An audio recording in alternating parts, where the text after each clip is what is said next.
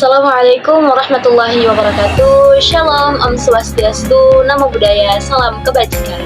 Halo semuanya, perkenalkan nama saya Amanda Almira dengan NIM 8605885221. Saya merupakan mahasiswa dari Universitas Terbuka Prodi S1 Pendidikan Guru Sekolah Dasar. Pada kesempatan ini, saya akan membahas tentang peran filsafat ilmu dalam memperkuat pendidikan. Nah teman-teman, kalau mendengar kata filsafat, mungkin sebagian orang menganggapnya rumit dan terlalu teoritis. Padahal sebenarnya, filsafat ilmu itu sangat dekat dengan dunia pendidikan. Filsafat ilmu membantu pendidikan supaya memiliki arah, tujuan, dan nilai yang jelas. Jadi, pendidikan bukan hanya sekedar kegiatan belajar mengajar, tapi juga proses membentuk manusia yang cerdas, berkarakter, dan bermanfaat bagi kehidupan. Oke, kita masuk ke materi yang pertama, yaitu bagaimana filsafat ilmu mengawasi dan memperkuat eksistensi, keilmiahan, serta nilai-nilai dalam ilmu pendidikan. Nah, teman-teman, filsafat ilmu berperan dalam mengawasi dan memperkuat eksistensi, keilmiahan, serta nilai-nilai dalam ilmu pendidikan. Artinya, filsafat ilmu membantu pendidikan agar tetap diakui sebagai ilmu yang memiliki dasar dan tujuan yang jelas. Nah, pendidikan tidak dilakukan secara asal atau hanya mengikuti kebiasaan, tetapi berdasarkan teori, penelitian, dan pemikiran yang ilmiah. Selain itu, filsafat ilmu juga menjaga nilai-nilai penting dalam pendidikan, seperti moral, etika, dan kemanusiaan.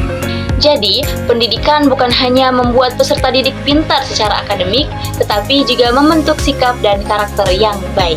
Oke, lanjut ke pembahasan yang kedua, yaitu bagaimana pendidikan yang bermakna dan bernilai turut memperkuat perkembangan filsafat ilmu.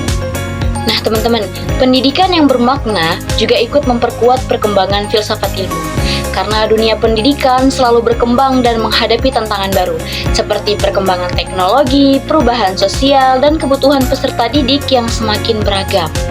Nah, dari situlah filsafat ilmu terus berkembang untuk memberikan pemikiran dan solusi terhadap berbagai masalah pendidikan.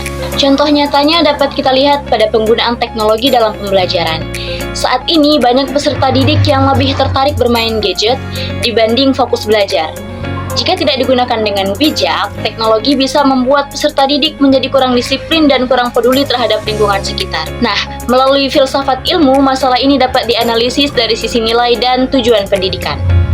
Pendidikan bukan hanya mengejar kemajuan teknologi, tetapi juga harus membentuk karakter dan etika peserta didik. Solusinya adalah guru perlu menciptakan pembelajaran yang kreatif dan tetap menanamkan nilai moral. Misalnya menggunakan media digital yang edukatif, membatasi penggunaan gadget saat pembelajaran, serta mengajak peserta didik lebih aktif berdiskusi dan bekerja sama secara langsung.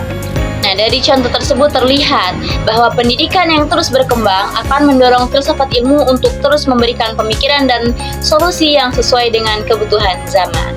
Oke, persoalan yang ketiga adalah mengapa filsafat ilmu dapat disebut sebagai pisau analisis, ontologi, epistemologi, dan aksiologi dalam membedah persoalan-persoalan pendidikan. Filsafat ilmu disebut sebagai pisau analisis karena memiliki 3 kajian utama, yaitu ontologi, epistemologi, dan aksiologi. Nah, ontologi membahas tentang hakikat pendidikan, misalnya apa tujuan pendidikan dan bagaimana hakikat peserta didik. Contohnya, guru memahami bahwa setiap anak memiliki kemampuan dan karakter yang berbeda, sehingga pembelajaran tidak bisa disamakan untuk semua peserta didik. Selanjutnya epistemologi, yaitu membahas bagaimana cara memperoleh ilmu pengetahuan, seperti metode pembelajaran dan penelitian yang tepat. Contoh nyatanya, guru tidak hanya menggunakan metode ceramah, tetapi juga diskusi, praktik, dan kerja kelompok agar peserta didik lebih aktif dan mudah memahami materi. Sedangkan aksiologi membahas tentang nilai dan manfaat pendidikan bagi kehidupan manusia. Contohnya, dalam pembelajaran, guru tidak hanya mengajarkan materi akademik, tetapi juga menanamkan nilai kejujuran, disiplin, tanggung jawab, dan kerjasama kepada peserta didik. Nah, dengan ketiga kajian tersebut, filsafat ilmu dapat membantu menganalisis berbagai persoalan pendidikan secara lebih mendalam dan menemukan solusi yang tepat dalam proses pembelajaran. Oke, yang terakhir kita akan membahas contoh konkret penerapan filsafat ilmu dalam praktik pendidikan. Misalnya, dalam kebijakan, kurikulum, atau proses pembelajaran. Nah, contoh konkret penerapan filsafat ilmu dalam pendidikan dapat kita lihat pada kurikulum Merdeka. Dalam kurikulum ini, peserta didik diberikan kesempatan kesempatan untuk belajar sesuai minat, bakat, dan kemampuannya masing-masing. Hal ini menunjukkan adanya pemikiran filsafat bahwa setiap anak memiliki potensi dan karakter yang berbeda, sehingga pembelajaran tidak boleh disamaratakan. Selain itu, dalam proses pembelajaran, guru juga tidak hanya berperan sebagai pemberi materi, tetapi sebagai fasilitator yang membantu peserta didik berpikir, berdiskusi, dan memecahkan masalah. Contohnya seperti pembelajaran kelompok, praktik langsung, dan pembelajaran berbasis proyek. Dalam kebijakan pendidikan, penerapan filsafat ilmu juga terlihat pada penanaman pendidikan karakter di sekolah, seperti sikap disiplin, jujur, tanggung jawab, dan toleransi.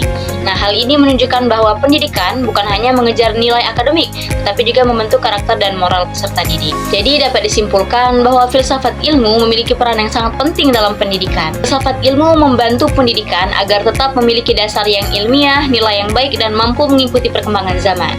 Sebagai calon pendidik, kita perlu memahami filsafat ilmu agar dapat menciptakan pendidikan yang lebih baik dan bermakna. Sekian penjelasan dari saya, mohon maaf apabila ada kesalahan, semoga bermanfaat. Saya akhiri, wassalamualaikum warahmatullahi wabarakatuh. Bye-bye.